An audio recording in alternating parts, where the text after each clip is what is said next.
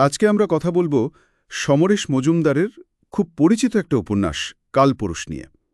আমাদের হাতে যে সূত্রগুলো আছে সেগুলো বলছে এটা শুধু একটা গল্প নয়, বরং একটা সময়কে ধরা হয়েছে এখানে। ৬০ আর ৭০ দশকের কলকাতা, সেই সময় তরুণদের ভাবনা চিন্তা, এইসব আর কি। চলুন এই উপন্যাসটার গভীরে একটু ঢোকা যাক। হ্যাঁ, একদম ঠিক। আর এর আসল আকর্ষণটা তো এটাই যে এটা শুধু কাহিনী নয়, এটা সময়ের একটা জীবন্ত দলিল বলতে পারেন। ওই যে বাংলাদেশের মুক্তিযুদ্ধ, তারপর ধরুন পশ্চিমবঙ্গের নকশাল আন্দোলন, সেই সময়কার যে রাজনৈতিক সামাজিক উথাল পাথাল। হ্যাঁ, সেই অস্থির সময়টা। হ্যাঁ, আর সেই সময় সাধারণ মানুষের জীবনটা কতটা জটিল ছিল, তাদের আশা, তাদের হতাশা, এই সব লেখক খুব কাছ থেকে দেখিয়েছেন। মানে ব্যক্তিগত জীবনের সাথে বাইরের এই বড় ঘটনাগুলোর যে একটা টানাপোড়েন, সেটাই মনে হয় মূল ফোকাস। আচ্ছা, উপন্যাসের কেন্দ্রে তো আমরা অমিতাভকে পাই।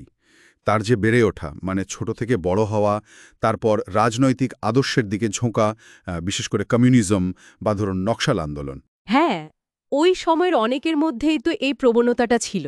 ঠিক। আর তার সাথে সাথেই তো প্রেম, পরিবার, নিজের ভেতরের নৈতিক সংকট, এই সব কিছু মিলিয়েই তার পথ চলাটা, তাই না?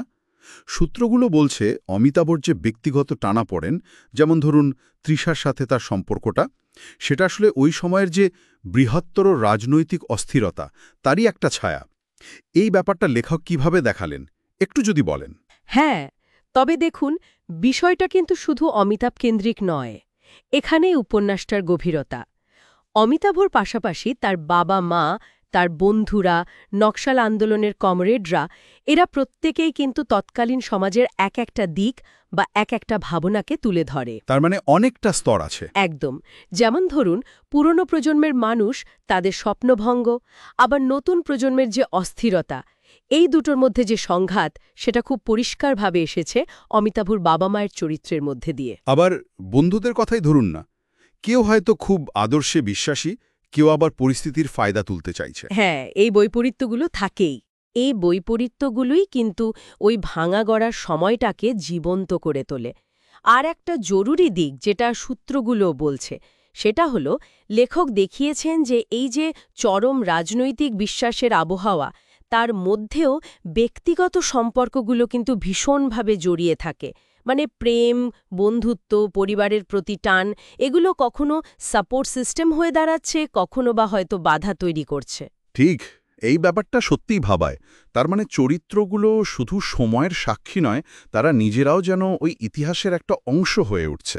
তাদের স্বপ্ন, হতাশা, আদর্শের জন্য লড়াই, এমনকি নিজেদের মধ্যেকার বিশ্বাসঘাতকতা, সব মিলিয়ে একটা জটিল ছবি। আপনি যেমনটা বলছিলেন, অমিতাভের মধ্যে আদর্শবাদ যেমন আছে, তেমনই তো কঠিন বাস্তবের সামনে দাঁড়িয়ে তার নিজের সাথে নিজের একটা লড়াইও চলে। ঠিক তাই। তৃষার কথাই যদি ধরি, তার যে আবেগ, আবার সমাজের বাস্তবতার সাথে মানিয়ে চলার যে চেষ্টাটা, এই দ্বন্দ্বগুলো চরিত্রটাকে একটা অন্য মাত্রা দেয়, তাই না? ঠিক ধরেছেন। তৃষার চরিত্রটা কিন্তু খুব ইম্পর্ট্যান্ট।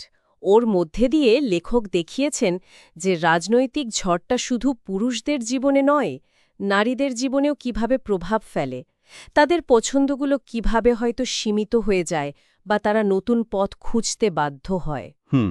আর নকশাল আন্দোলনের বিষয়টা যদি দেখেন, সূত্রগুলো যা বলছে, লেখক কিন্তু এটাকে সাদা কালোয় ভাগ করেননি।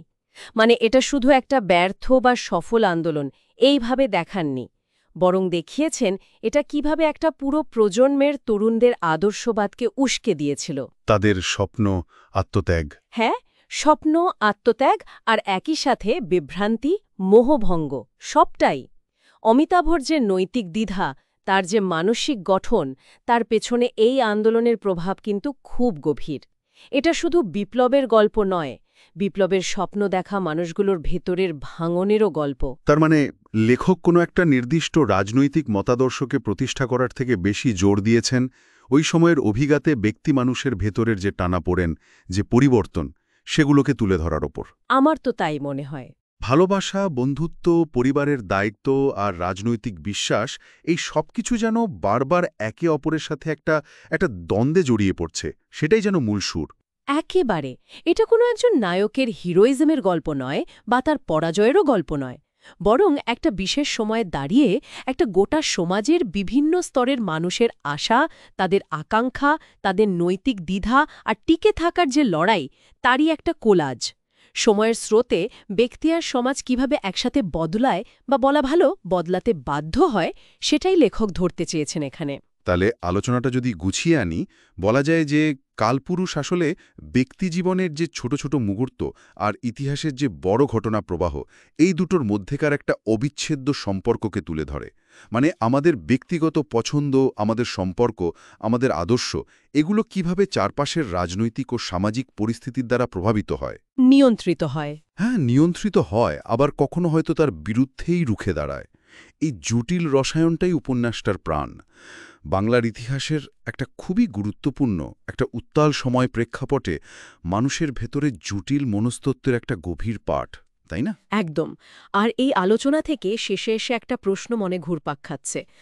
কালপুরুষের চরিত্ররা যেমন তাদের সময়কার ওই রাজনৈতিক সামাজিক স্রোতের দ্বারা ভীষণভাবে প্রভাবিত হয়েছিলেন, তেমনি আজকের দিনে দাঁড়িয়ে আমরা যে বৃহত্তর সামাজিক, অর্থনৈতিক বা ধরুন রাজনৈতিক বদলের মধ্যে দিয়ে যাচ্ছি, সেটা আমাদের ব্যক্তিজীবনকে, আমাদের সিদ্ধান্তগুলোকে, আমাদের ভবিষ্যৎকে ঠিক কতটা আর কেমন করে প্রভাবিত করছে বা রূপ দিচ্ছে, এই উপন্যাসটার মতো করে যদি আমাদের সময়টাকেও বিশ্লেষণ করা যায়, হয়তো অনেক নতুন দিক চোখে পড়বে।